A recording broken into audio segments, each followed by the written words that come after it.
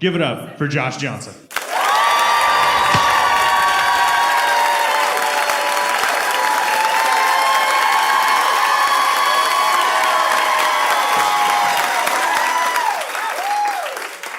I've been loving getting to watch in real time the indictment of New York Mayor Eric Adams. This dude sucks so much. It's so bad. This dude sucks. I don't know who your mayor is, but be glad it's not Eric Adams. This dude is the worst. He's so corrupt. And it's like corruption. This is what's disappointing about Eric Adams' corruption, is that it's like petty. Do you know what I mean? We expect politics to be corrupt. It says a lot that we do, but a part of us, do you know what I mean? And what does that say about us to a certain degree? I think about that a lot. What does that say about our expectations, that we expect corruption? You know what I mean? At lots of levels, you know? City councilman did this thing, president did this thing, whatever it is, we expect it. And then when people run, we don't really believe in them. Maybe if someone can make us believe in them along the way, that's the person that we vote for, because we're like, wow, this person's different. But different from what? The expectation is corruption, you know? And he's corrupt in a way that's truly disappointing.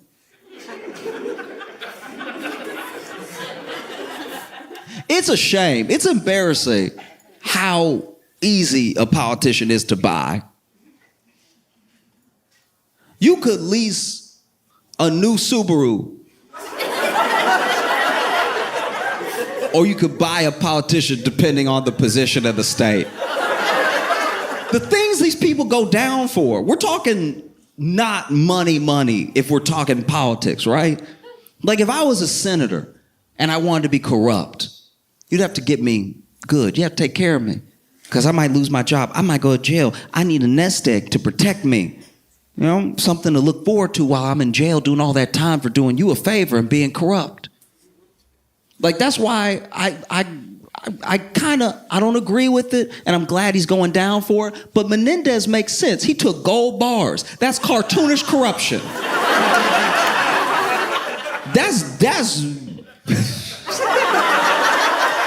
That is like full on 1950s cartoon corruption.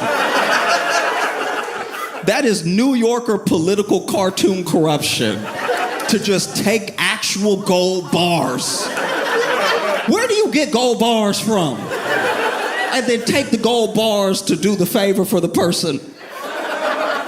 This is what's funny about Eric Adams being indicted, is that New York City is, and this is coming from someone who lives there, and I do love it in New York, right? But New York is a dirty place, all right?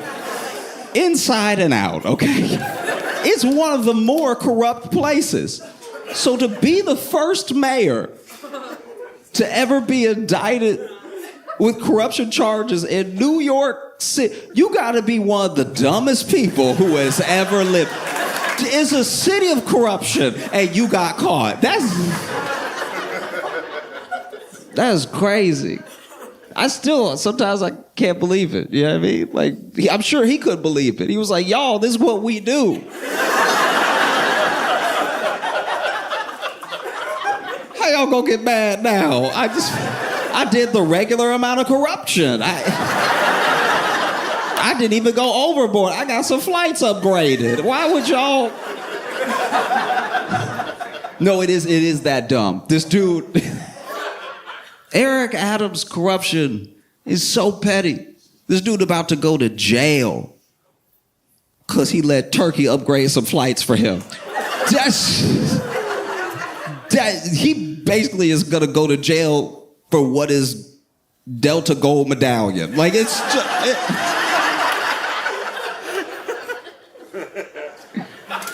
it's very petty.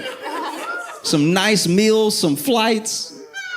That's great that our mayor, New York's mayor, all it took to buy him was just treat him like a bad bitch for a night. Like,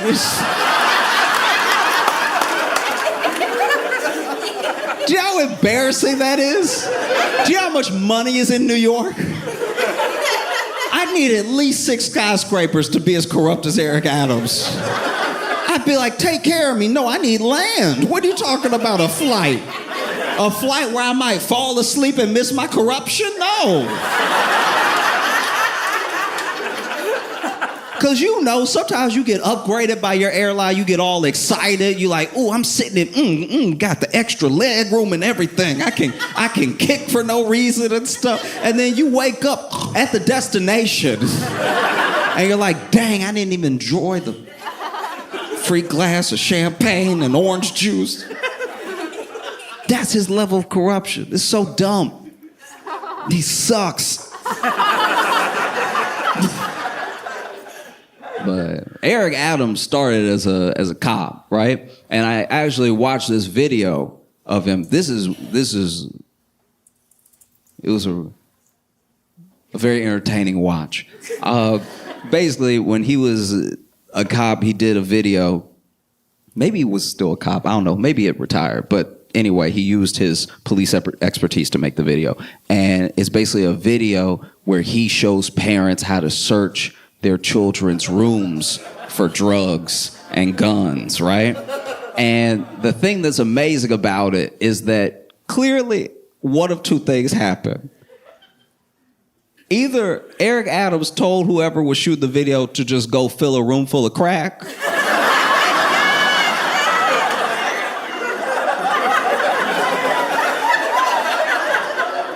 or Eric Adams kept using the same 6 crack rocks in between takes. Because he was pulling crack out of places that didn't really make any sense. Like those, when you have crack, the intention is to smoke it or sell it. And where he was pulling, because then first of all, the room didn't make sense because the room is supposed to be a child's room, right? But the room has stuff for a kid that's about to head off to college or somebody in preschool. Like, there's just too much going on in the room. The room makes sense if you were never going to leave that room for 26 years. Like, it doesn't... The room did not make sense at all. So then Eric Adams would do weird stuff like he'd be like, looks like a regular tricycle, right?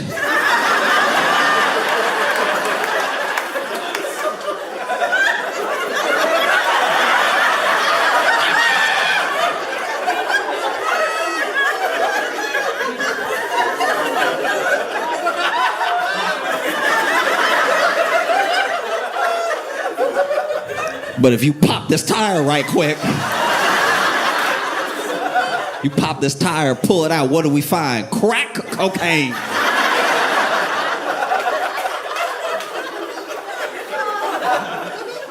It was incredible. Like, looks like a regular doll, huh? But if you stab it in the back and rip it open, what do we find? Crack cocaine. And honestly, like, look, I even get the spirit behind what he's doing, but if your child is on crack, there will be other signs.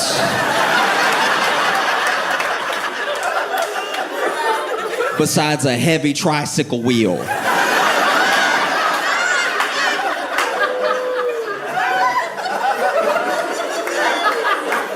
I've never seen a kid on a bike with a flat tire and been like, we're losing the youth.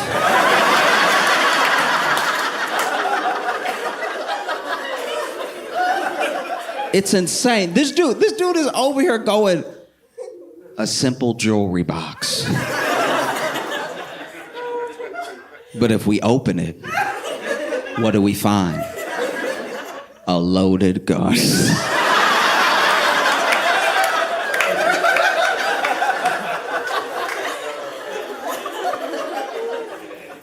A pillow? You gave your child a pillow? And thought that they weren't gonna do the worst with it? You reach in that pillowcase, what do you find? A Glock. My favorite was standing near a bookcase. And he didn't say these words exactly, but the feeling that I got when I was watching him was just, you think your child reads?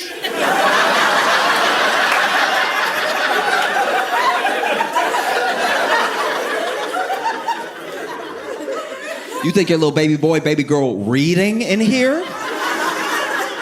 No. They're a child, and we all know children are what? Crackheads. You open this book, and what do you find? What spills out? Crack cocaine. No, it was incredible. It was truly, the only thing he did do was pull crack out of the gun. Like,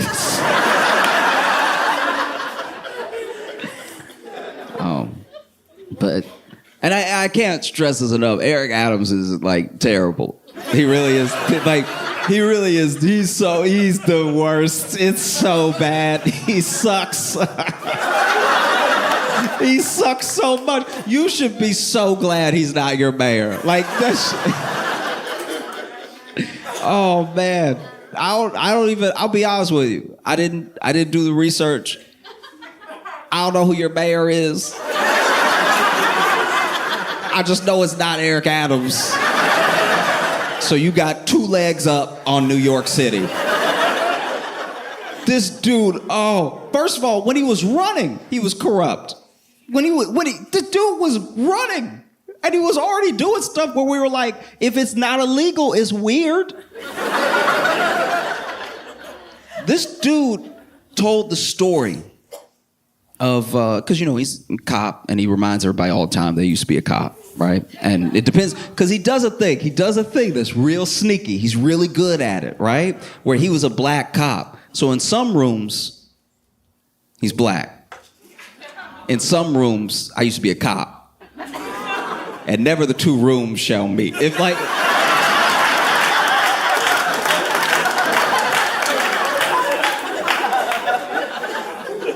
It's crazy. Okay, so this dude, when he was running, would tell the story of a fallen officer, right?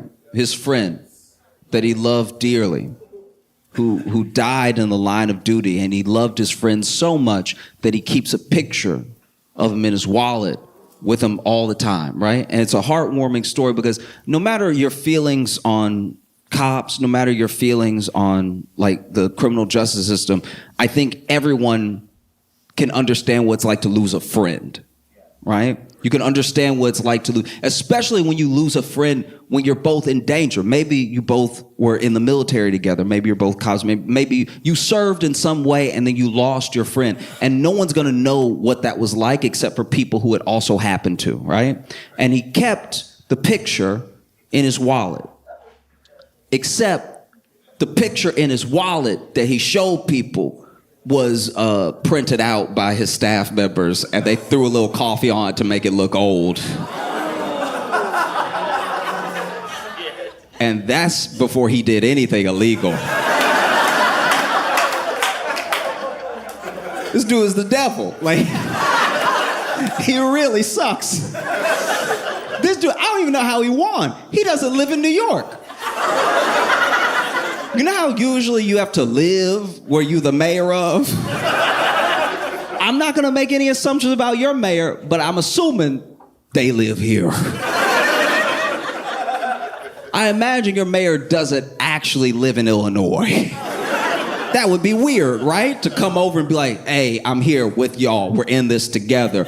I'ma go, though.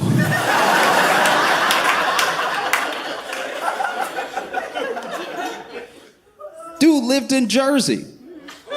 And then it got outed that he lived in Jersey. And so at the last second, he had the New York Times try to help him cover it. And they did a profile of him at his house in Brooklyn that he was clearly walking into for the first time. This dude walked in. You could tell he had never been in there before. He over here like, and as you can see, my wall. If you don't have one, you gotta get one. All right, these walls are fire. This dude walked in, and clearly whatever staff was trying to help him look like he lived there, I feel like they tried to like Ocean's 11 it and like did it a little too late, because they were clearly moving stuff into the place to make it look furnished, but then he probably called them and told like, hey, I'm on the way now, y'all gotta get out, because the apartment did not make sense. You walk in and in the living room is the bed. That's an intern who had to drop the bed, like, as they, like, what?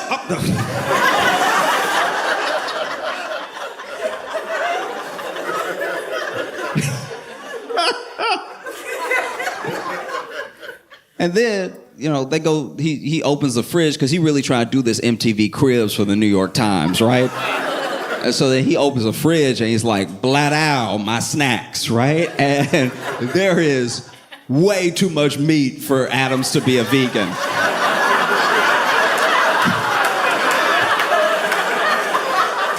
There's so much meat. It looked like it was stocked by Hillshire Farms. There's way too much meat in there. Not even mistakable meat. Not even like, oh, I thought the Impossible Burger. Like, it was full-on meat. And when they ask him about it, he's like, oh, my son be sneaking in, you know what I mean? You know, because you know how when you have kids, you know, as parents, you know how when you have kids, they sneak into your home and leave food, you know what I mean? In the fridge uneaten. You know how children are. All they do is leave food in the fridge and smoke crack. That's what children do.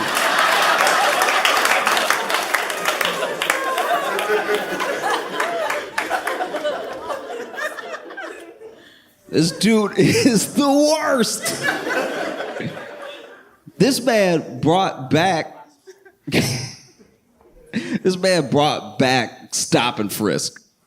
If you don't know what stop and frisk is, it was practice in New York where basically the police could stop you at any time and frisk you, check you for drugs and weapons and stuff like that. It was very popular under like Giuliani and stuff, but it was like found to be pretty disproportionate because they would just stay in one place and check everybody there. You know? So it was just black and brown people. It was mostly black and Hispanic people that were like stopped and frisked. And it didn't even really work because the people with guns and drugs were like, I'll stay home. You know? They found when they did studies on it that, you know, more often than not, it was men, over 9% men. So it's like 99.3% men of the stop and frisk. And then also in the 90s were black and brown people. So it was like, I think like 5% white, right? Which is just go all over New York. You're allowed to stop and frisk. Just stop and frisk everywhere. Just do the Upper West Side. Do you know what I mean? Just be like, hey, what's in the briefcase though? That could be full of anything. But they didn't, so it was found to be like an unconstitutional practice. It was found unconstitutional in 2013, and the New York police like disbanded it fully in 2020, and then Eric Adams brought it back. Which is odd, because this is my thing about Eric Adams, and what I mean about that chameleon move that he does is that Eric Adams, I don't even know the exact particulars of the story. All I know is that he was arrested when he was a kid. Some people say he was a member of a gang himself, right? And that he, got beat up by the police. He tells this story of being a victim of police brutality at like 14, 15. Him and his friend got caught. They had done two things. I think they had stolen some checks or something, and they stole something else, and it was when they were trying to cash the stolen check they got caught, and basically they got beat up at the police station. And apparently the way that I believe Eric tells it is that these white cops were beating him and his friend up, and then a black cop came in and told him to stop. And he was like, and that was the moment I decided that I wanted to be a police officer, turn my life around, everything, because I just saw the way that black cop moved, right? He's like, I saw the like the power, the respect. I saw the fear that people had, and I was like, Dad, oh, okay. It's a weird thing to pull from that lesson, but all right. We're all our own people. And so it's weird to me that he's so adamant about being punitive as someone who grew up the way that he grew up. It's very odd that he doesn't see himself in any of the youth that he wants to arrest or wants to punish. Like that's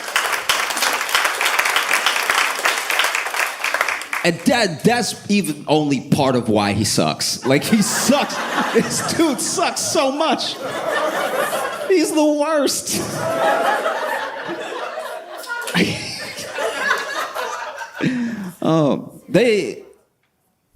They opened the investigation into Eric Adams the way that the feds do, which is quietly.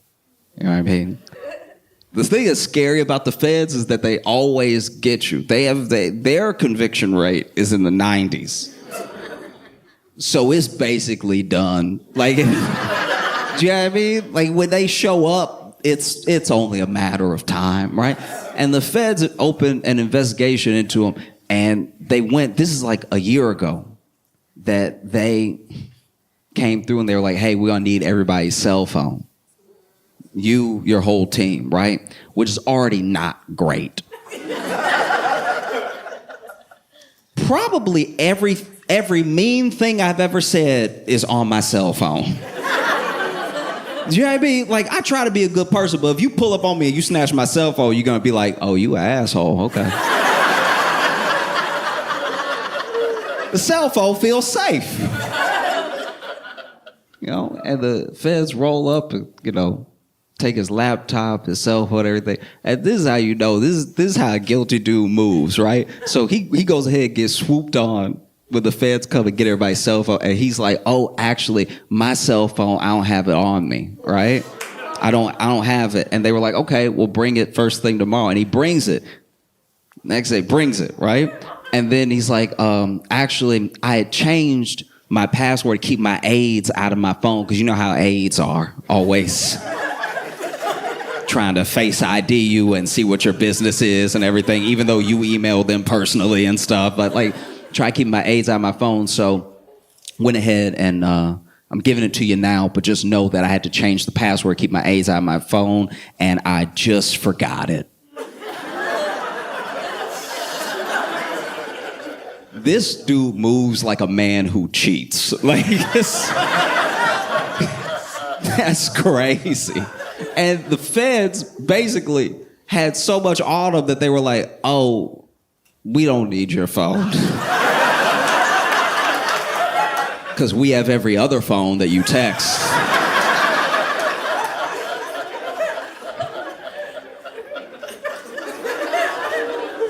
Ooh. There's even instances of Adam's aides knowing things were illegal and then being like, y'all, this is illegal. They said it in the text, but y'all, this is illegal. I don't think he'll want to do it. And then you know that text bubble? He'd be like, hey, this is illegal. I don't know if he'll want to do it. And then the person from Turkey or wherever would be like, are you sure? And then the text bubble.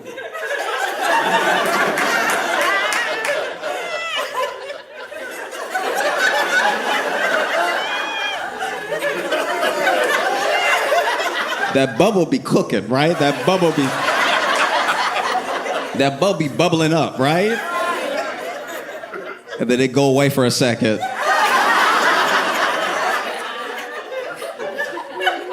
And then it come back and be like, never mind, he's down. The amount of times that his aide said to other people, this is illegal. And then several texts later be like, so when are we?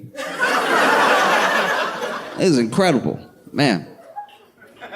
It's really fascinating. And then there was like, I think it was like one of his campaign aides, one of the people that worked under him, was being interrogated.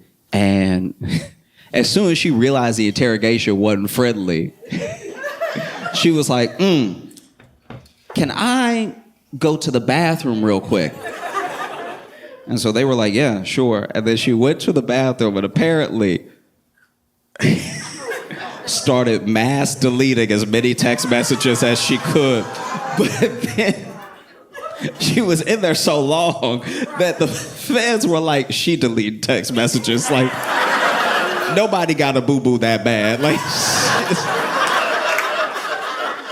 I mean, who knows? Maybe she is shitting herself, but not. I can just imagine you realize your boss about to go to jail, you might go to jail too, and now you in the bathroom just, I'll be right out. Oh, it's bad. Oh no. Y'all still there? I can't stress this enough. This dude sucks. Like it's like, okay. Maybe one of the funniest things about the whole case is that we don't definitively know one way or the other, but there's a chance that this dude would, like, the last straw that broke everything, that had the roof come tumbling down, that kicked over his house of cards, might have been, maybe, Sabrina Carpenter. Inadvertently. I don't know if you remember, but Sabrina Carpenter did a music video for a song called Feather, right? And in that music video, she's in a church, right? And she got permission to be in that church. As controversial as everything was, and as much as the archdiocese freaked out after they saw the video and as upset as people were, she got permission, right? She did the right thing, and she asked, can I do my video here? She didn't just run in and be like, quick. She did everything by the book, right? And the person that allowed her was a Monsignor, right? This Monsignor gave permission to shoot in the church and everything. And then when the video comes out, obviously the archdiocese is all upset and stuff. They're like, nothing provocative or sexual should be in a church.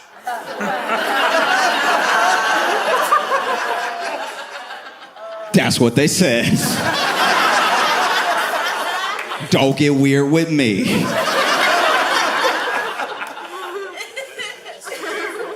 And so then they demoted the Monsignor. That's how mad they were, you know? They didn't fire him because I guess it's impossible to get fired at a church. You know, anybody else, any other job, they would have been like, you gotta go. But Catholic Church, they're like, no, we'll move you, don't worry. And basically, one of the things that came from that whole thing, especially how public it was the feds subpoenaed the archdiocese over the Monsignor because he had connections, like as in a relationship or maybe even a business relationship with Eric Adams' chief of staff, right? And so they were like looking into it, and then Sabrina Carpenter's moved on. She just sort of like, oh, I didn't realize it. Whoops. And I don't know.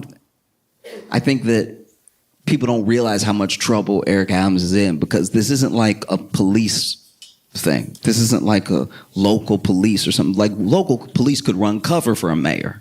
And so Eric Adams gets indicted, right? Present day, he gets indicted, and this dude holds a press conference. It's one of the worst press conferences I've ever watched in my entire life. This is incredible. People talk about Giuliani and everything when he did that 4 Seasons press conference and stuff like that.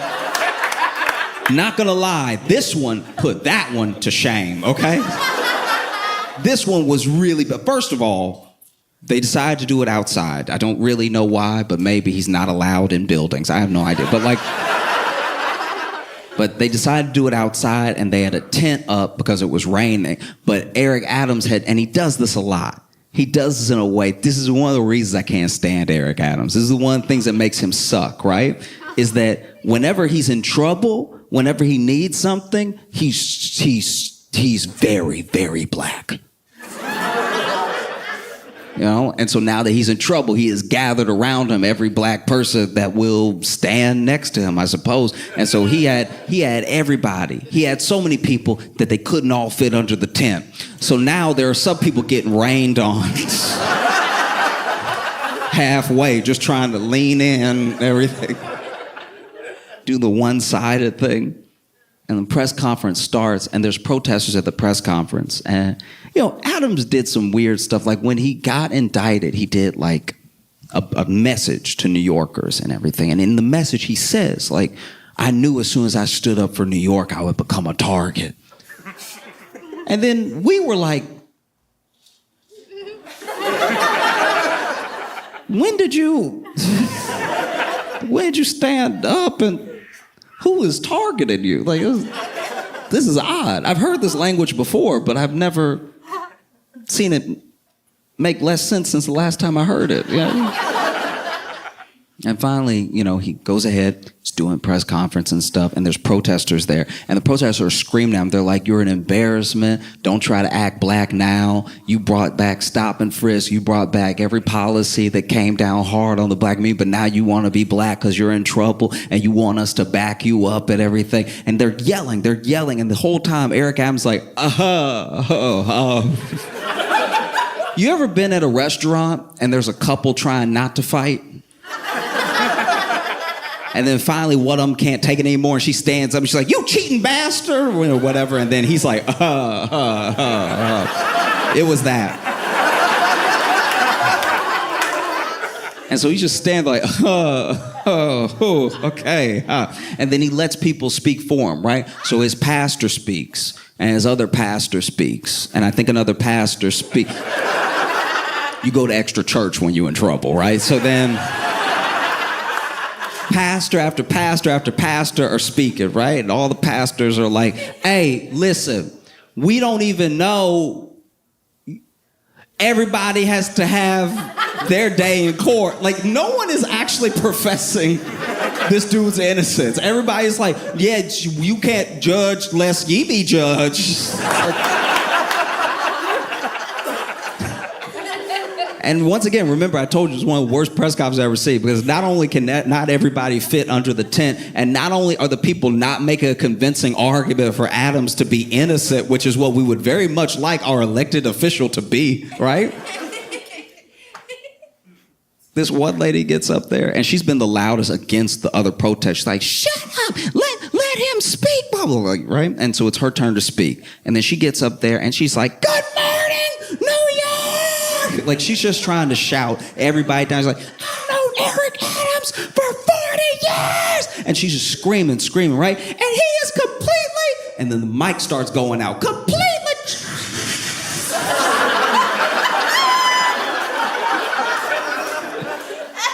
And another thing...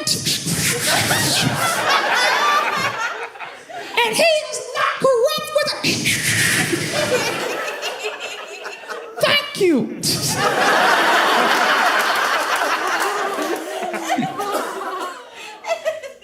And then the dude went up there, and I don't really know what his position was. I don't know. He might have just been a black dude Eric Adams pulled that day, because this guy gets up there and he goes, good morning, New York. Good morning, New York. I've known Eric Adams for years, and he is, for 64 years, he has loved and served New York, and we cannot throw away 64 years over 5 indictments. He is 64. And I was like, where's the logic going here?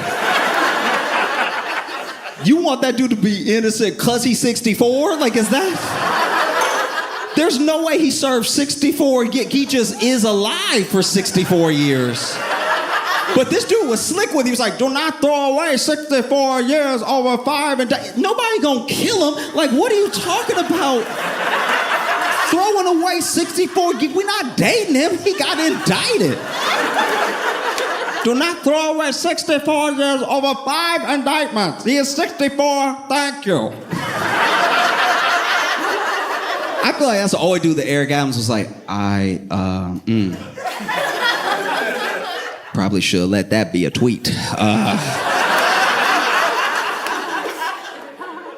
And then it's Eric Adams' turn, right? And then counter protesters are yelling. They're like, you're an embarrassment. You're an embarrassment to black people. You are an absolute embarrassment to the city, okay? You trying to make it a black thing. It's not a black thing. It's a you thing. You're corrupt. You're corrupt by yourself. It's not a black thing. It's a you thing, right? This dude's screaming. And he's like, what? Why is anything you're saying different from Trump? You're talking about you stand in the way. Stand in the way of what? You corrupt by yourself, right? And then Eric Adams like, and then he starts taking questions, right? And some of the questions were, you said that as soon as you stood up for New Yorkers, you would become a target. Who do you think you're a target of? Like Homeland Security, or what? There are government bodies that are serving you this indictment. Who do you think is targeting you and why? And then he was like, that's a question for the federal government. And I was like, okay, not a great start. And then he goes, let me just get something clear right now. All right? And then the mic cuts out completely. It's like, I just want to say to y'all,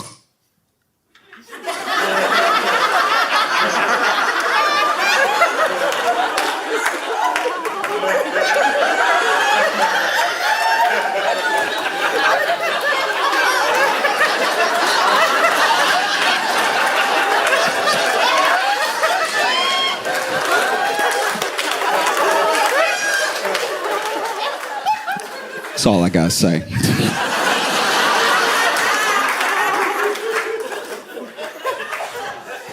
This is incredible, Incredible. I don't know. I would love to see Eric Adams go to Rikers. I mean, particularly because of the terrible job he's done with Rikers. Just so you know, Rikers is a horrific place. It's been compared to Guantanamo Bay. Mainly because most of the people in Rikers, around 85%, have not been convicted of a crime. They just cannot afford to get off Rikers. They can't afford to pay bail and stuff like that. But they sit there until the trial, and the trial is sometimes 8 months away, 9 months away. So they're potentially innocent people just sitting there, rotting in a jail in terrible conditions because they just didn't have money. Any one of us could not have money. Most of us don't have enough money for the things we would like. So that's how close we are to being them. And it's so bad that there's a federal monitor that's like over Rikers. And Eric Adams has worked with Rikers to subvert everything that would have them comply with the federal monitor, right? It's horrific. And all they've really done is like try to throw money and staffing at the problem, but then money and staffing have become the problem because now Rikers is such a cushy job that there are a lot of people who don't show up for work. So now they really are wasting money because they'll be understaffed on a day where everyone is scheduled and then everyone calls in sick. And then people die at Rikers. People die every year at Rikers. It's absolutely insane. And the staffing, if I'm correct, maybe I'm wrong, right? But last time I looked it up, the staffing was like 2 to 1. No jail has 2 to 1. No jail anywhere has 2 to 1, And so what a poetic thing it would be, for the guy that a year ago gave the key to the city to Diddy.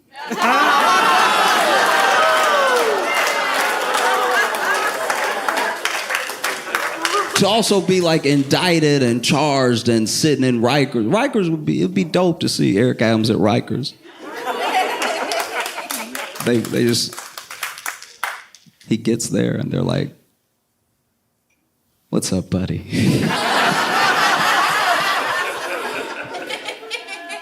Let's talk. Oh. And so many people have resigned too. So many people have resigned from Eric Adams' administration that I don't know who works at New York anymore. It's a lot of people. People nobody was talking to, by the way. Like people who just are like, I'm just in charge of the library, but I'm going to go because the block is hot. I don't want these problems.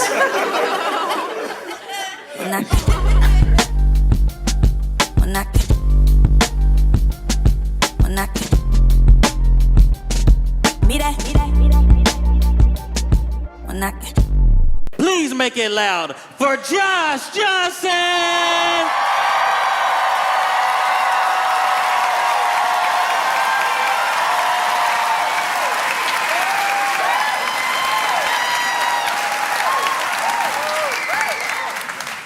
I don't know if y'all saw where Walmart had to issue a recall in several states because their Great Value, which is the name of the brand that Walmart makes, their Great Value shrimp was found to have radioactive isotopes in it.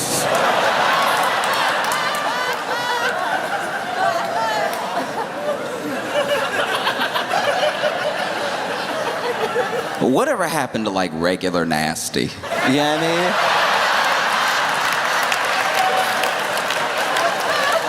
mean? Do you know what I mean? You ever had a chip before and been like, this chip a little stale? When we were growing up, the chips would be stale. The date will have expired. They didn't rotate the inventory. And so now you weren't looking either, so then you bought it, you brought it home, you dipped it into the sauce, the knockoff sauce. And then you went to take a bite, and then nothing, the bite was not bitten. The chip was so strong, you just scraped back sauce straight into your mouth. Because the chip was powerful, the chip petrified, because it's been stale. And you're like, maybe that was a fluke, you know? All these chips in the bag, different ages, shapes, and sizes. So let me try another chip. And then, because you don't want to chip a tooth, you decide to break this one with your fingers. And you can't, because the entire bag is stale. Remember stale? I never thought I would miss regular stale. Now, food here in America is radioactive.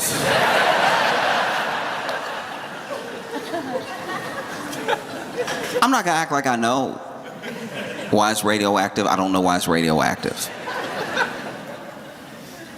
But it's radioactive because they say it's radioactive. I'm not gonna blame it on the shrimp. What were we doing near the shrimp that was radioactive? We act like radioactivity is like easy to come by. It's not. You know, there's obviously radio waves everywhere. You use the radio, you know, you use a microwave and so, but real radioactivity that sticks with you. And that's the thing too, is that these suppliers, they supply all these different stores, and sometimes by the time it gets to you, it's just a different label that's put on it. But it's from the same place, and it's the same people doing the same stuff. And Walmart's, you know, brand is Great Value. And I'm not gonna lie to you, this may make me sound pretty bougie, but I don't really like the, store's brand. I don't know, I just don't believe them. Do you know what I mean? It's like, no, I don't think you do this well. It's like when you go to a diner and it's like got 96 pages on the menu, but it's not a Cheesecake Factory, so you're like, nah, only one establishment so far has been able to pull off this many pages.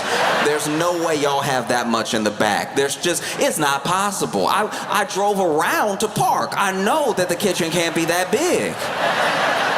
How you gonna have lobster and quesadillas and you got burgers and fries, but you also have tres leches, but then you also have pad thai? Like at a certain point, y'all just making stuff up back there. Like,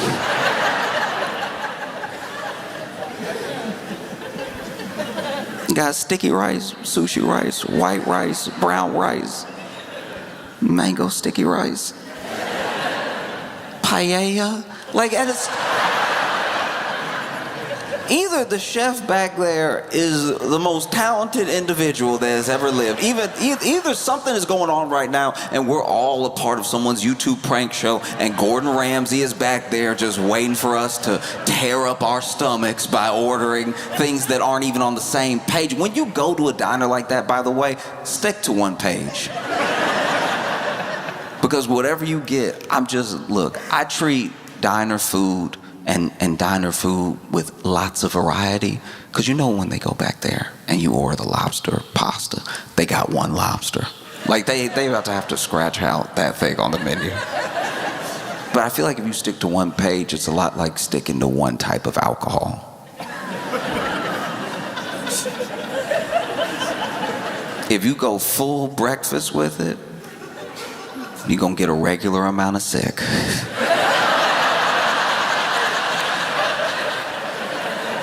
Hear me out, because all across America, you got these diners that got 87 pages to them, and then you're like, oh, it's too many choices, what do I do?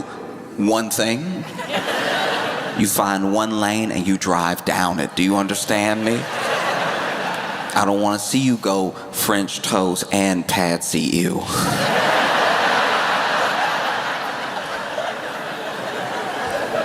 Y'all laughing, but people are out here wild. I went to a diner with some friends, one of these diners I'm telling you about, and it had, so on their menu, I'm not exaggerating, on their menu, they had 26 pages with pictures. Now the pictures were obviously stolen from online. They did not take any of these pictures. They hit Google Images and they printed it out and they put it next to the ... lobster pasta, right? And the other thing that, look, this is an aside thing. This actually has nothing to do with anything, but also on the menu, they had numbered everything. Like, they had numbered every order. Like, you know, like when you go to, like, a restaurant and they'll have the traditional pronunciation of the dish, and then they have the number. They did that, but everything was in English. And so you could just order 102 and a number 5 together. And it's like, that sounds like it'll tear up your stomach just as much. Just as much as saying, can I have the Tom Kha? Can I have the Tom Kha and the baby back ribs?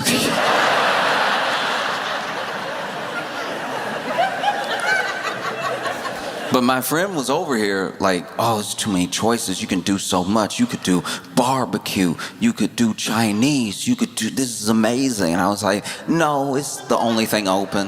Don't, this. And I warned him. I was like, you need to pick one. I'm telling you right now, you better pick one.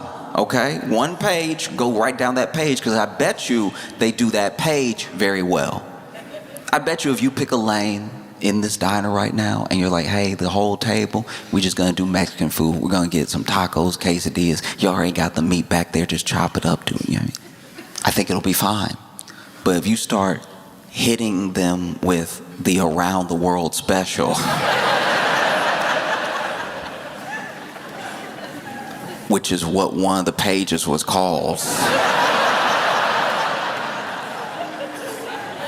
I think they're gonna give you the food. I think you're gonna enjoy it. I also think you're gonna get an otherworldly type of sick. But no, he knew better. He didn't listen to me. This man got baby back ribs, spaghetti and meatballs, spaghetti and meatballs, and a matzo ball soup.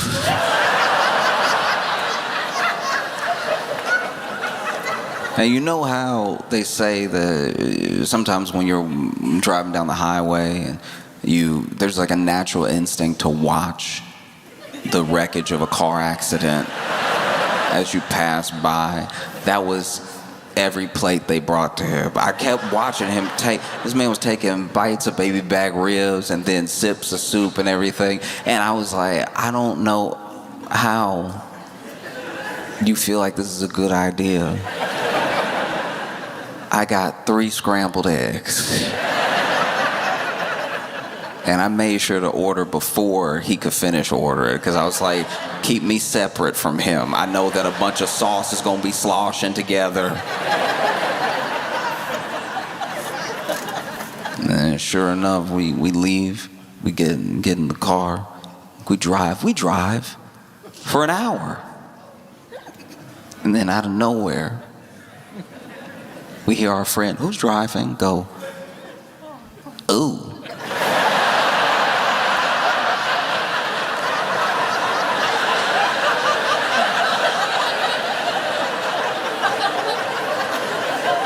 This is why I got so mad, because I knew we had 4 more hours of driving to do, and I knew for a fact that his bad decisions would affect me.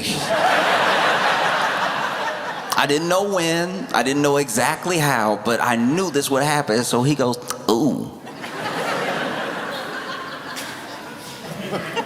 And it was low, it was quiet, it was to himself, but it did cut through the music.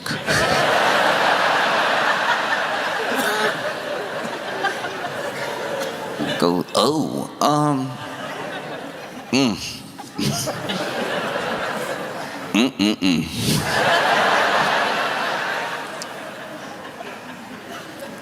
And so then, look, I try not to be that friend. I try not to be the I told you so person, but I go, what?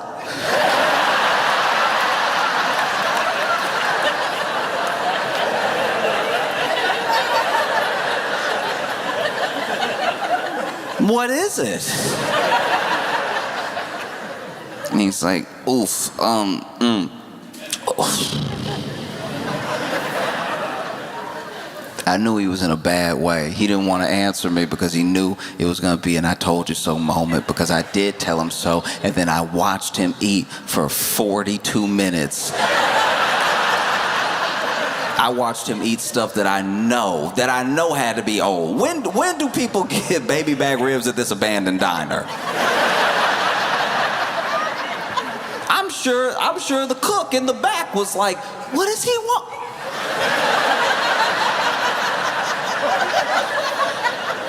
Ask him, is he sure? Ask him, is he sure? You're not gonna put somebody's death on me. I'm not gonna catch a body.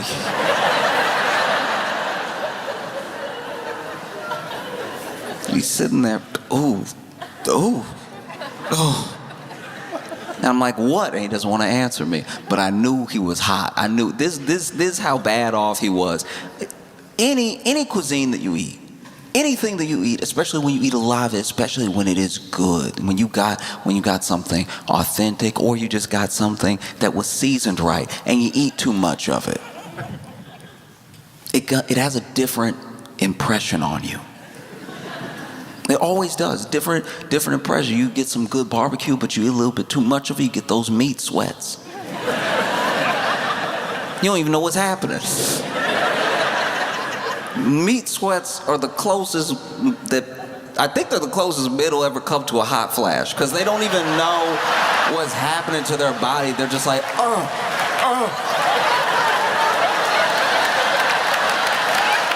You ever be so hot that you blinking extra? Like all the cool air is over there. If you could just see it clearly, it would cool you down. You ever get so hot you sweat in your own eye? Over,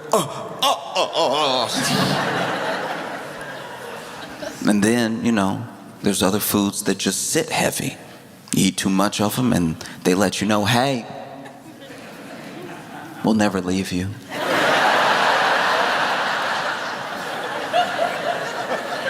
And then there's some foods that, because of the cuisine, there's a little bit extra spice in it, makes your throat a little hot, makes you burp, and just gives you a little heartburn if you overdo it. He had all three. This man was sitting there with a hot rock in his stomach. You know those stoves they put on people when they do the massage or they warm it up? He had 3 of those in his stomach, just holding it. Ooh, ooh, and I could tell this man started breathing heavy and everything. And when he brought the window down, I knew he was in trouble. I turned to our friends in the back. I was like, hey, somebody else gonna need a drive soon. Over here sweating hard, blinking hard.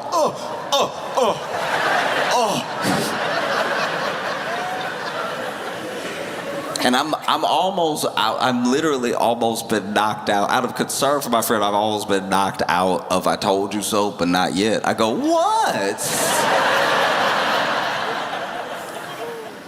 And he goes, I think I'm gonna wreck the car.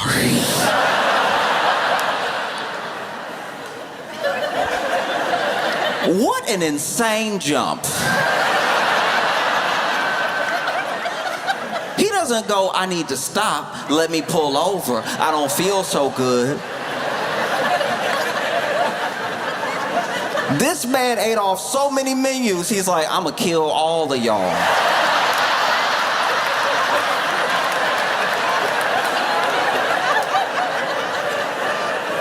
I'm gonna flip this car as hard as I can until it lands right side up.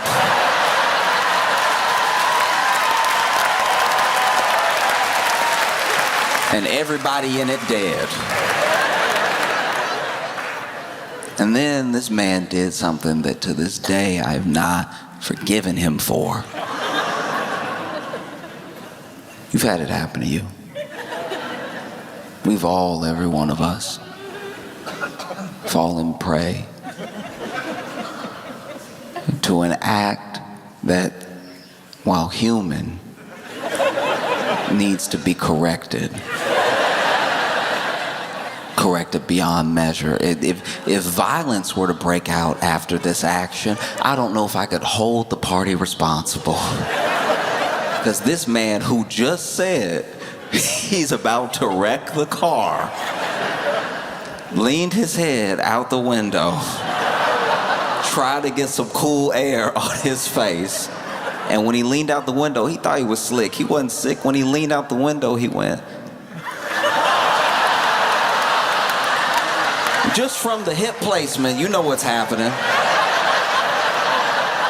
Just from this right here. Just that little pivot. Like a dog. Like a dog near a tree. This man leans over. You know what's terrifying? You know what shook me to my core? I heard nothing.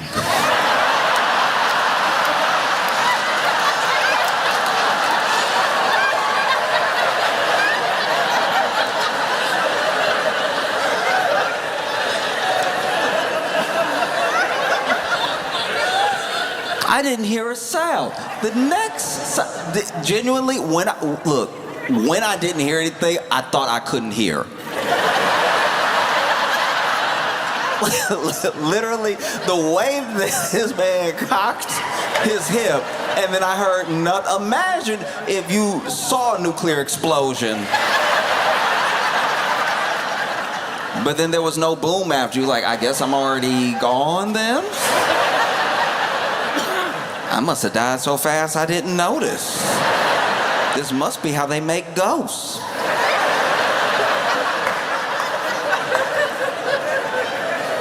This man cocked his hip. I heard nothing. I heard nothing at all until I heard my friend in the back go, "Oh!"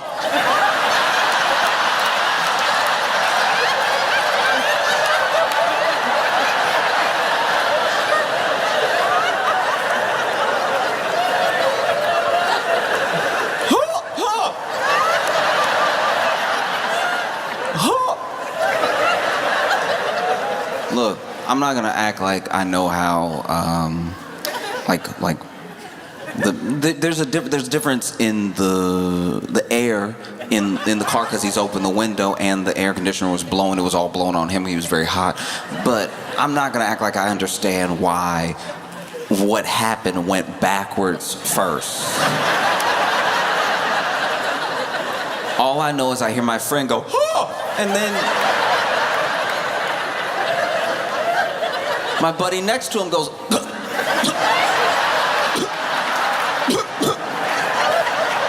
like when you begin to choke.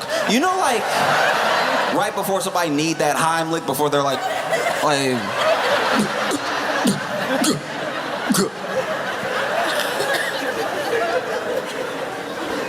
I don't know why. It went backwards first. All I know is that when it hit me, my first instinct was to scream.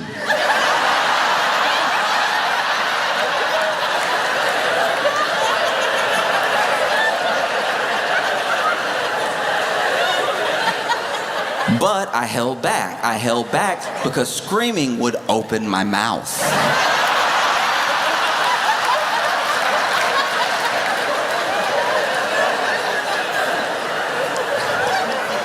And so I went,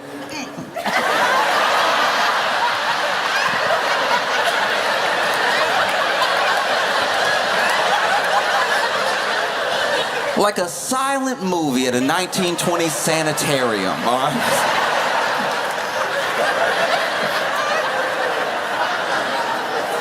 And I'm fighting to find the button for the window. I can't find it because not only am I trying to lean away, I have closed my eyes because they started to burn. And so I'm palming the door, and I'm like,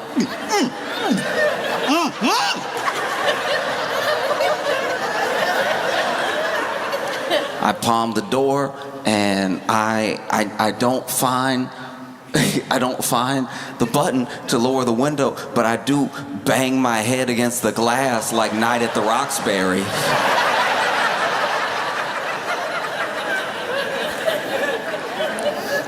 And finally I feel something, and out of desperation, I just flick it, and that opens the door.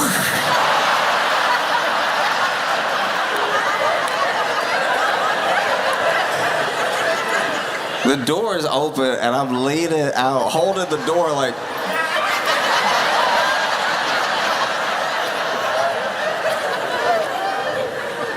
And I feel like, look, I'm wearing my seatbelt. You gotta wear your seatbelt, but I do feel like I've already fallen out of the car because the sound of my friend screaming is getting fainter. It started out, oh, and now is, oh.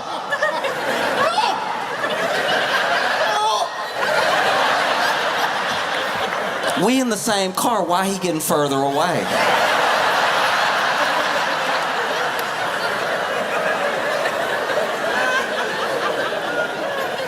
And then our friend driving both saved and ruined my life because he pulled me back.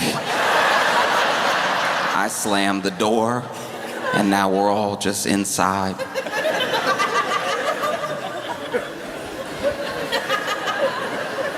With him.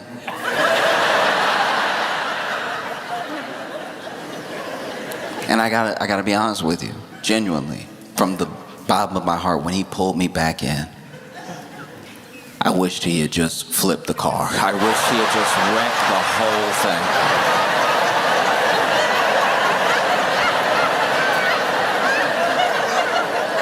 But yeah, it's just, you already do your best when it comes to food. You already eat what you think is healthy, you already try. And so when you got these programs that make sure that the food is good, and you end up with great value radioactive shrimp.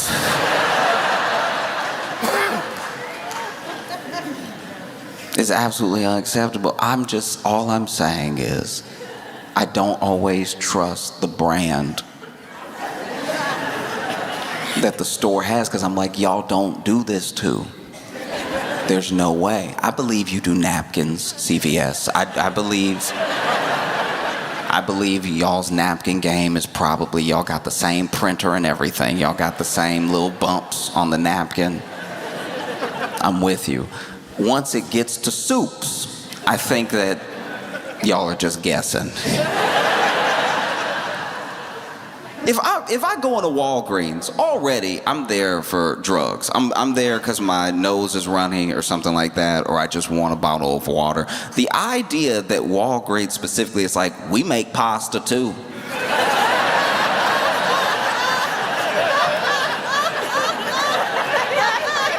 Do you though? Like, it's just...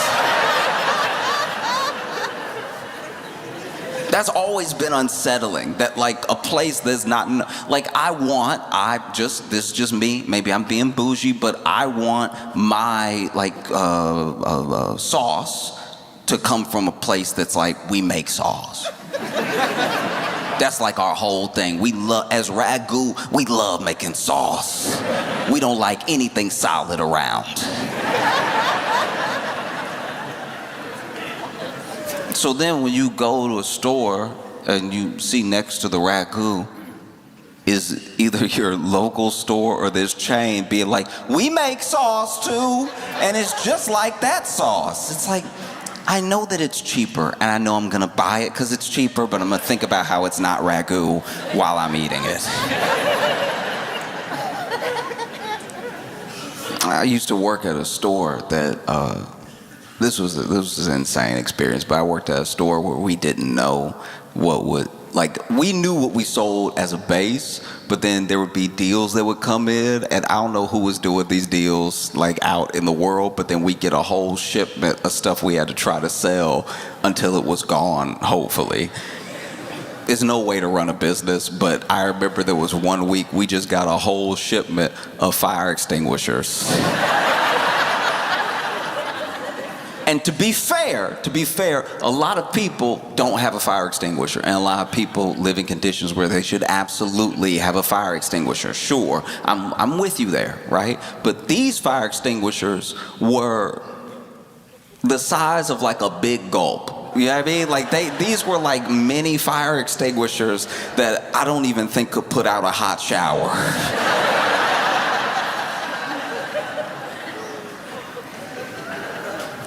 We also had to sell, this one time, we just got toilet seats. And it occurred to me at one point, I was like, who shops here? Like sometimes I'd see customers in there and I'm like, you just know you need stuff and then you hope stuff is out there. Like, the idea that we got a shipment of toilet seats off of nothing, and then someone came in and was like, that's just what I did. It's like that, it does make you believe in like the law of attraction, I suppose, but like, doesn't seem like a great business model. One of the wildest things we sold at that store was condoms. But they were like store brand condoms. Do you know how much you're taking your lives into your hands? We've established condoms. You don't need a great value condom. A great value condom is how you end up with another great value customer.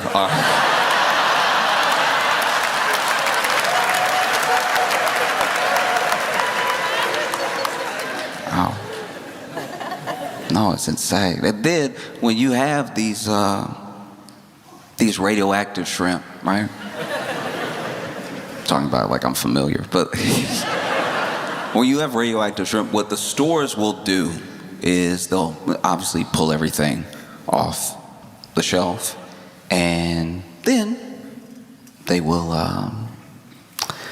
go ahead and put up a note usually on the cash register. That way, they've already pulled their inventory, but if anybody bought some last week, yesterday, whatever, they could read that. It helps spread the word, you know?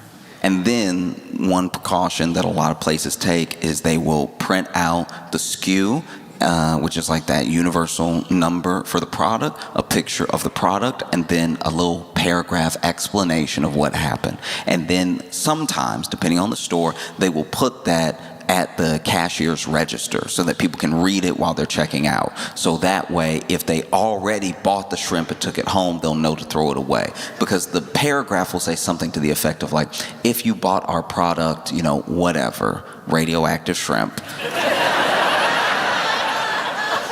and you have it at home right now, please throw it away, because we found that this product was not up to our quality standard. We apologize that it was ever on the shelf, and that it is radioactive.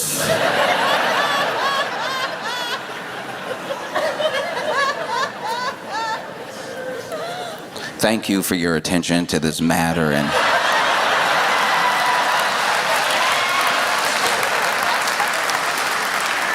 being a loyal customer. But that paragraph doesn't have the urgency that goes along with radioactive shrimp. Even the announcement, even the news didn't have the correct... It's radioactive shrimp. They didn't have the correct response for radioactive shrimp. To me, maybe I'm crazy. I need somebody to be walking up and down the aisle. The shrimp radioactive. Like, you need someone with some urgency.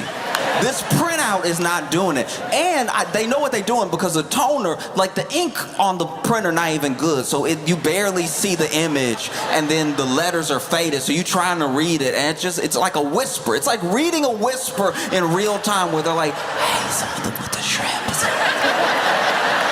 It's radioactive. I said No. We have so many people in this country looking for work, unemployed. Hire someone to be the person who announces what's been recalled. Walking up and down the store. I hope you didn't get the shrimp last week, because the shrimp radioactive.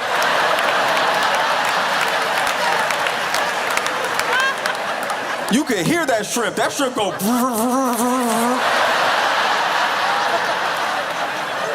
Oh, watch out, the shrimp is...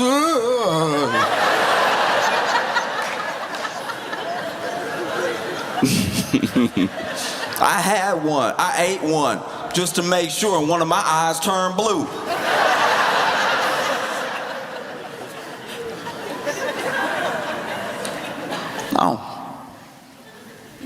No, you gotta get up in there.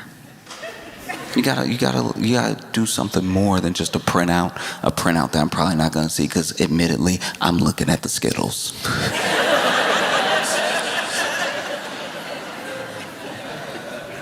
You need a person in there walking up and down the aisle. You might even ask for an item that's been recalled because you didn't hear the news. Sometimes that happens with vegetables even. Sometimes the spinach or the romaine will get recalled just because of what they've been exposed to. And you need a person to be walking up and down the produce aisle like, sorry, we don't have the spinach. It had that E. coli. It has... What's the E for? He had E. coli all over him, so we had to send him back. Perhaps you'll enjoy some arugula.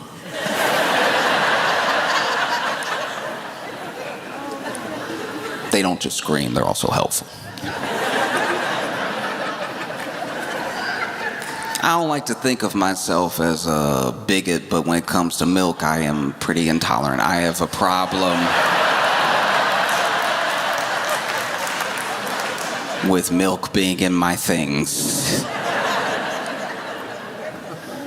If I even hear milk is in a dish, I'm like, get them out of here.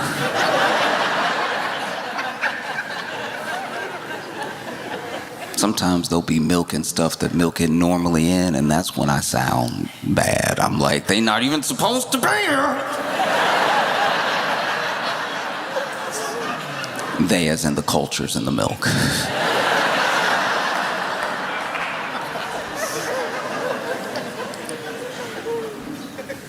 And I don't know. I've been watching this thing happen. They say that they're going to make America healthy again, but then they're like, oh, but you could just You could just do a bunch of wild stuff you weren't doing before that definitely runs the risk of making you sick. Do you ever be? There are people that are like, I want to drink my raw milk. Why can't I drink my raw milk? And it's like, okay. If just you drink the milk, I think that's fine. Genuinely, if somebody wants to drink raw milk and they're drinking raw milk and they're like, dude, this is what I want, like that to me is not bad. That to me is how it should be. You want the raw milk, you drink that.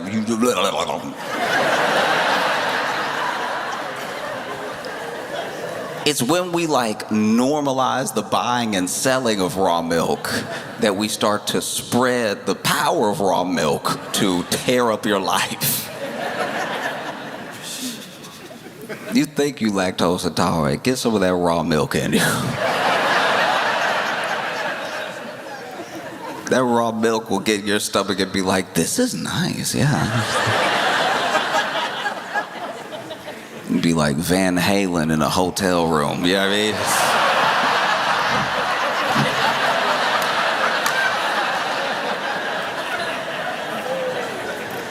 mean? Now you sitting there. Everybody told you not to drink the raw milk. They told you couldn't handle it. You're like, I'm gonna handle it. Natural is the best way. I'm gonna have my raw milk. And then 30 minutes later, oh.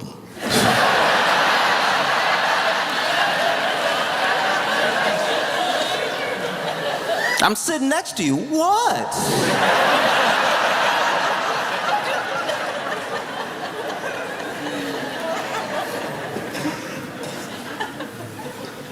But truly, I think we don't put ourselves enough in the position of what it's like to take one of those products home that's been recalled, and maybe you don't watch the news, maybe you didn't get the notification on your phone, maybe you're trying to unplug because most news is pretty bad and the notifications on your phone keep you on your phone, which is not a happy place because of how you use your phone and how the systems on your phone affect you, how the platforms, whether it's social or it's just the way that you lose attention to anything that you're doing for the phone. And so you try to disconnect, and then you go to Walmart again and you don't happen to see the printed out paper that is very, very faint. I'm not a scientist, but I imagine that if you put radioactive shrimp in the microwave,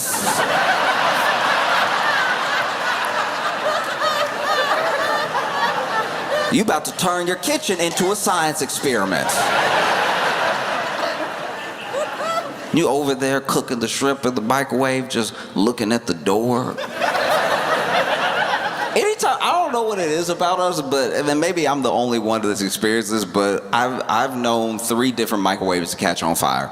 And in all 3 scenarios, the person who owned that microwave who was making something was looking through the door like,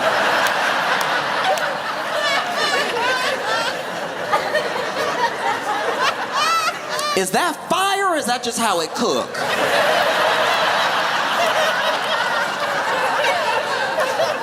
Yes, all 3 were dudes, yes. And so, in that case, all 3 dudes were like, I don't know, you know, when you pop popcorn, the bag get big, I don't know.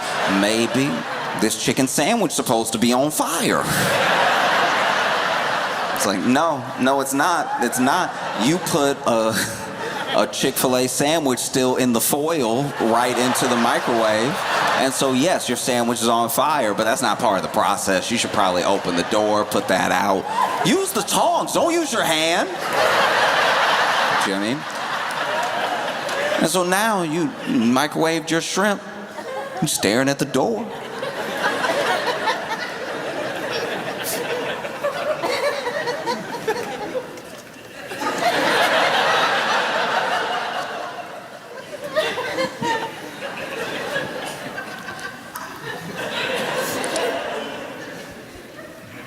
Why are they floating?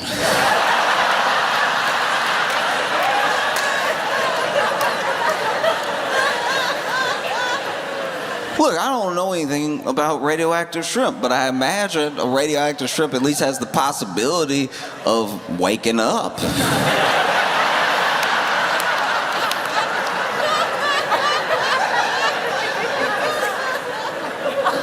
Imagine, you're a shrimp. You go on about your business, minding your own business, and then you get caught by some people from above. And somewhere along the line in your life, while you were down there in the water, or after you've been caught, you came across some radioactive material, not a usual part of the process. And then you end up at a facility where they bag you up with your brethren. They put great value on the bag. They send it to a local Walmart, and then you lay there in the bag.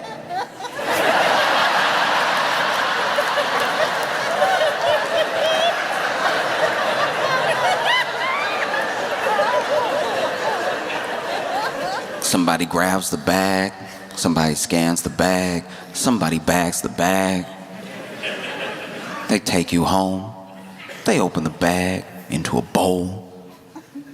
They wash you off real quick like that's gonna do something. Everything wrong with you is on the inside.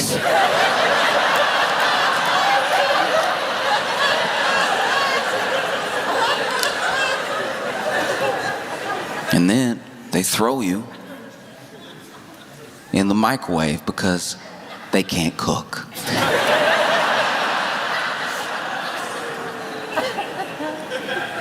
And you laying there.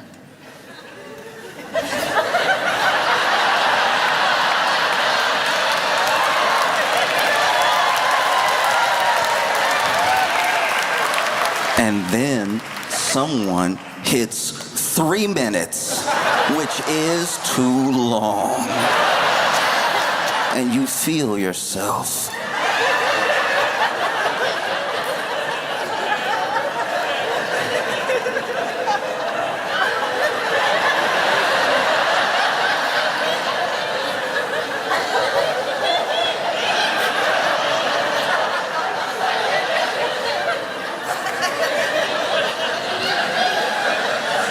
You open your eyes and you see a big old face. A big old face going.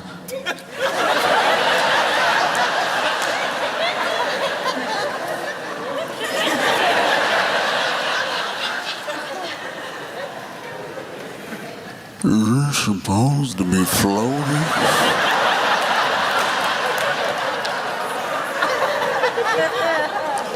You can't really make it out. You don't speak English or a shrimp, but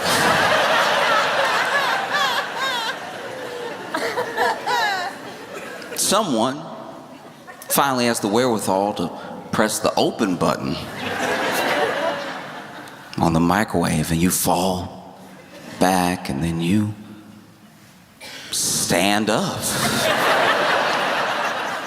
You stand up and walk out of the bowl. Nobody stops you. They're too busy running around screaming and praying.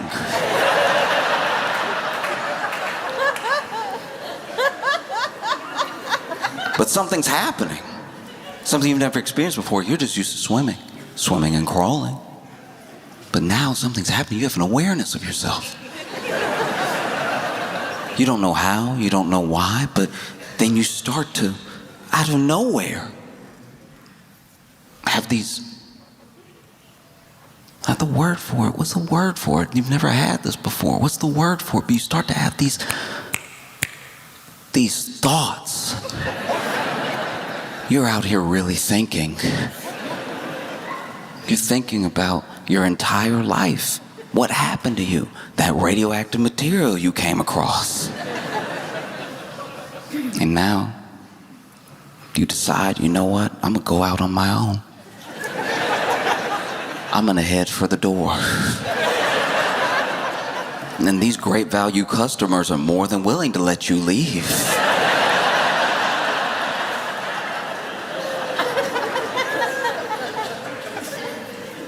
And you go out into the world. You start to see, hear, everything. You might even have some awareness of things that you haven't even come in contact with. Maybe it's super hearing, maybe it's telekinesis, who knows?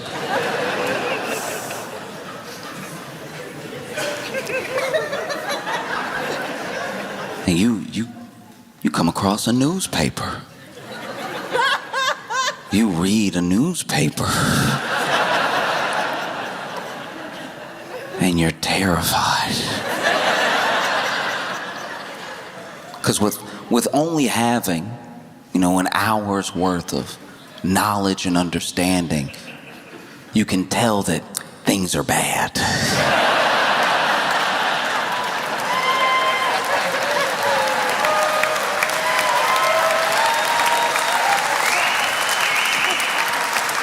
Things are not ideal in the world. You don't know what to do about it exactly, but you end up reading an article that's of a lot of importance to you because it's about you. It's about how there are radioactive shrimp at Walmart, and you're like, that's me. What should we do about this? I know what I'll do. I'll go to Washington. Because this little bit of life that I've been given, it's important that I use it for a purpose. It's important that I do something with it. The whole purpose of life is to not just be a witness, but be a connection to another life. And so I want to connect to all these lives I'm coming in contact with. I got to dodge a lot of feet to get there, but it's okay. And so you go to Washington and you decide to go to what you potentially feel is the source of the problem. People have been loosening regulations. People have been lobbying the Food and Drug Administration. They've been gutting the EPA. They've been gutting every safeguard that the people have to be able to eat food that's not radioactive. And so, for whatever reason, you decide you're on the side of the people, and so you go to a house, one specific house, and you crawl into a bowl, one singular bowl, and you let yourself be eaten by the head of Health and Human Services.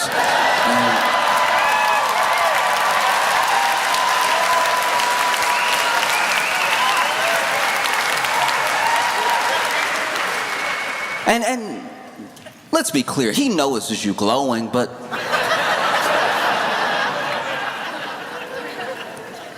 and it was a sacrifice that you made, and it's a sacrifice that was very gross. There was a lot of roadkill on the plate.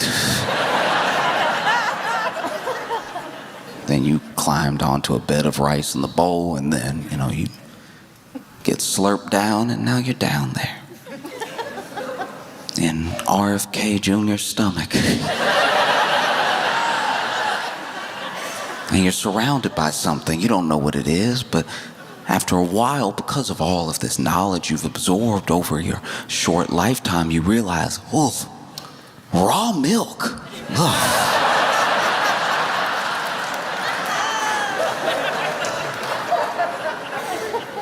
And then you let yourself fall away.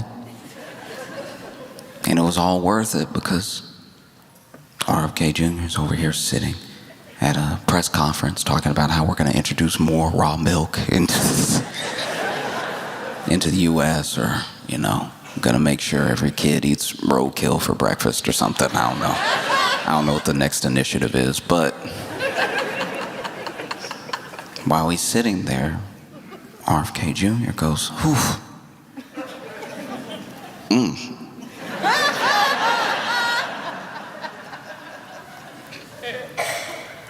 Yo, my stomach hurts. It was the best you could do.